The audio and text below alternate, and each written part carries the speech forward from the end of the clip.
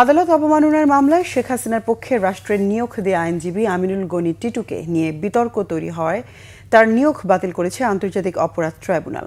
শেখ হাসিনার ফাঁসি চেয়ে তার আগের এক পোস্ট উল্লেখ করে সামাজিক যোগাযোগ মাধ্যমে নানা সমালোচনার পর ট্রাইব্যুনাল এই সিদ্ধান্ত নেয়। মামলার নতুন স্টেট ডিফেন্স হিসেবে আমির হোসেনকে নিয়োগ দিয়েছে ট্রাইব্যুনাল। গালমান শফির রিপোর্ট। গত 5 আগস্ট শেখ হাসিনার বিচার চেয়ে সামাজিক যোগাযোগ মাধ্যমে স্ট্যাটাস দিয়েছিলেন আইনজীবী আমিনুল গনি টিটু। তাকেই আবার হাসিনার পক্ষে আইনজীবী নিয়োগ দেওয়ায় সমালোচনার ঝড় উঠে সামাজিক যোগাযোগ মাধ্যমে। বুধবার শেখ হাসিনার বিরুদ্ধে আদালত অবমাননার মামলায় ট্রাইব্যুনালে শুনানি করতে আসেন আমিনুল গনি টিটু। নৈতিকতার প্রশ্ন উঠায় আমিনুল গনি টিটুকে শুনানিতে অংশ নেওয়া থেকে বিরত রাখে ট্রাইব্যুনাল। এ প্রসঙ্গে আইনজীবী টিটু জানান, এই পরিস্থিতির জন্য তিনি বিব্রত। স্টেট ডিফেন্স নিয়োগ দেন কোর্ট, এবং কোর্টের কাছে যেহেতু এই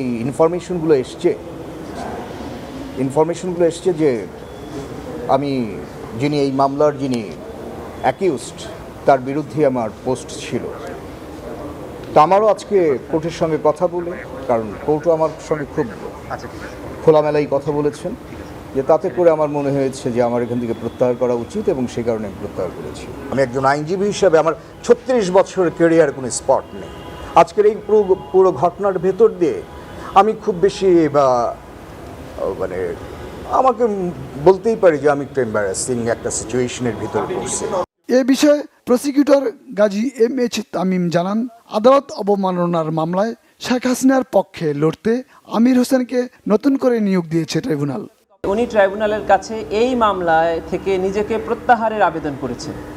ট্রাইব্যুনালে তার এই মৌখিক আবেদন মঞ্জুর করে এই মামলায় স্টেট ডিফেন্স থেকে তাকে প্রত্যাহার করিয়ে অ্যাডভোকেট জনাব আমির হোসেনকে এই মামলায় নতুন করে স্টেট ডিফেন্স হিসেবে এঙ্গেজ করেছে।